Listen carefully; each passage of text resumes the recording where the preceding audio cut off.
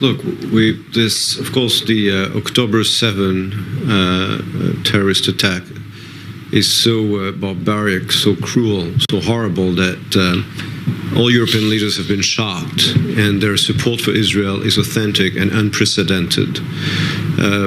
And, you know, we at ELNet have been working very hard to make sure that we get the support of all European governments. Right, just explain that this with the Israel-Europe relations. Right, we just had today a delegation of French parliamentarians who saw the horrors and the massacres in the south, who met with families of abducted family members. So far, the leadership in Europe mostly is really very supportive of Israel, mostly the most important countries. The question is what's going to happen with public opinion as images of victims appear on the TV screen throughout Europe. Right, of Gazans. Exactly. And again, I think that the message here has to be very clear, which is that the people today in Europe, in public opinion, like opinion makers, who are already accusing Israel of war crimes and making a parallel between the Palestinian and the Jewish victims as if they had been killed in the same circumstances. We have to ask them, where were you when your European governments made about 70,000 civilian victims in Iraq fighting ISIS?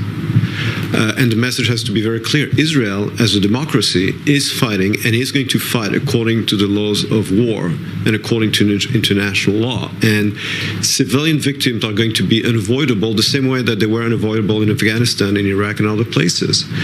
And that's the message I think we have to convey. We're trying our best to limit civilian casualties, but there's no other way to eliminate the threat of Hamas, and we can no longer continue to live with such a neighbor. Right. Now, President Biden, due tomorrow, coming to Israel in a really extraordinary gesture of solidarity. Really, does the president go in a war zone? There were European leaders. There were leaders that went into Ukraine, of course. But other than that, certainly very rare. But he is also choosing to meet with Arab leaders, King Abdullah of Jordan, Abdel Fattah al-Sisi of Egypt, Mahmoud Abbas in Amman. That's going to have a much different message coming from there. The question is how much of what he hears there will impact in Amman, will impact on his decisions going forward in terms of giving support for Israel to accomplish the mission that you just described.